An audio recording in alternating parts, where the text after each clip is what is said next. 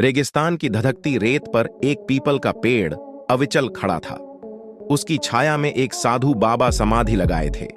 उनकी झुर्रियों भरी त्वचा पर रेत और सूरज का तप जमा था, पर आंखों में एक ऐसी शांति थी जो रेगिस्तान के ही नहीं, दुनिया के तूफानों को भी शांत कर सकती थी। बाबा का असली नाम कोई जानता नहीं था। गांव वाले उन्हें पीपल के पेड़ का साधु कहकर पुकारते थे। वो सालों पहले इस पीपल के नीचे समाधि लगाए बैठे थे और तब से यहीं विराजमान थे। न किसी से बात करते, न किसी की तरफ देखते, सिर्फ सूरज उगता तो सूर्य नमस्कार करते, शाम होती तो ध्यान लगाते। गांव वाले उन्हें पागल, भूत सवार सब कहते थे, लेकिन बाबा कभी कुछ नहीं कहते, बस अपनी समाधि में खोए रहते। एक दिन गांव की धोबिन उनकी समाधि के पास कपड़े धो रही थी। अचानक एक जहरीला सांप झाड़ियों से निकलकर धोबिन की तरफ फन फैलाते हुए बढ़ा। धोबिन चीख पड़ी। उस घबराहट में उसके हाथ से मटकी छूटकर सांप के सीधे सर पर जाकर लगी। सांप तड़प कर छटपटाया और वहीं मर गया। धोबिन डर और घबराहट से कांपती हुई बाबा की तरफ देखने लगी। बाबा की आंखें खुली थीं। धोबिन ने घबराते हुए सांप की ओर इशारा किया। बाबा एक मुस्कुराहट के साथ बोले, डरो मत बेटी, ये जहर का स्वामी था, अब जमीन का हो गया है। उस दिन से गांव वालों की नजर बाबा के प्रति बदल गई। वो पागल नहीं, देवता थे। अब गांव वाले उनकी समाधि तक दुख सुख लेकर आने लगे। बाबा सिर्फ सुनते थे, आंखों से आशीर्वाद देते थे और एक शब्द भी नहीं कहते थे।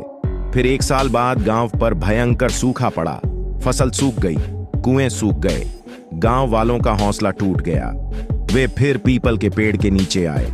उन आंखों में अब सिर्फ सूखे हुए खेतों और हताश चेहरों का ही प्रतिबिंब था। बाबा ने पहली बार अपनी समाधि छोड़ी। वो खड़े हुए और एक लोटा लेकर कुएं में डाला। लोटा निकाला तो वो पानी से भरा हुआ था। गांव के लोगों की आंखों में खुशी भर गई। उस कुएं से फिर पानी निकला और पूरे गांव की प्यास बुझाई। पीपल के पेड़ का साधु बाबा ऐसे ही चमत्कार करता रहता।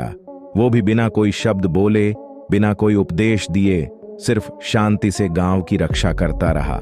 वो रेगिस्तान के बीच एक चमत्कार था जो मौन में ही गांव की खुशियों को सींचता रहा।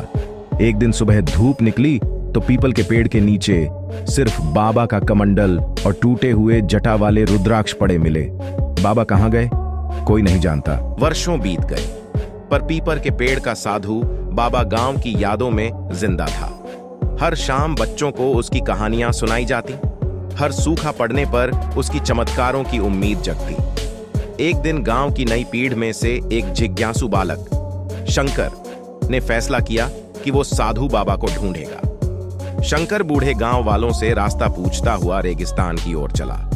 उसे न जाने कितने दिन और कितने रास्ते पार करने पड़े। धूप सताती, प्यास सताती, पर वो हर चुनौती का सामना करता रहा। आखिरकार जब उसे लगा कि अब नहीं होगा, उसे दूर जमीन पर एक परिचित आकृति दिखाई दी। वो पीपल का पेड़ था। शंकर लपक कर उसकी छाया में गया।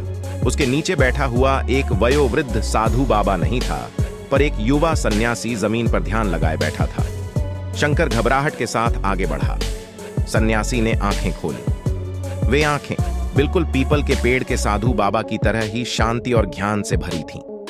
शंकर ने सिर झुकाकर कांपते स्वर में पूछा, क्या आप पीपल के पेड़ के बाबा के शिष्य हैं? सन्यासी ने मुस्कुराते हुए कहा, वह बाबा अब यहां नहीं रहते, मगर उनकी शिक्षाएं इस हवा में, इस पानी में, इस रेत में बसी हैं। अगर तू उन्हें तलाशना चाहता है तो अपने ही अंदर तलाश। शंकर कुछ समझ नहीं पाया। उसे गुस्सा भी आया। सालों का सफर बेकार लगा। मैंने इतना रास्ता पार किया और आप बस यही कहेंगे? सन्यासी ने शांति से कहा, तुझे रास्ता पार करना ही था बेटे, नहीं तो ये ज्ञान, ये सबक तुझे कैसे मिलता? अब इस पेड़ के नीचे बैठ, सांस ले, धूप को महसूस कर, रेत को छू, यहीं तुझे बाबा की शिक्षा मिलेगी। शंकर ने सन्यासी की बात मानी। धीरे धीरे उसकी बेचैनी कम होती गई। रेगिस्तान की खामोशी में उसे अजीब सुकून मिलने लगा। उसने हवा में शांति महसूस की, पानी में जीवन और रेत में समय का नदी बनकर बहना। कुछ दिनों बाद शंकर उठ खड़ा हुआ। वो पहले जैसा नहीं था। उसकी आंखों में शांति थी, चेहरे पर मुस्कान थी। उसने सन्यासी को प्रणाम किया।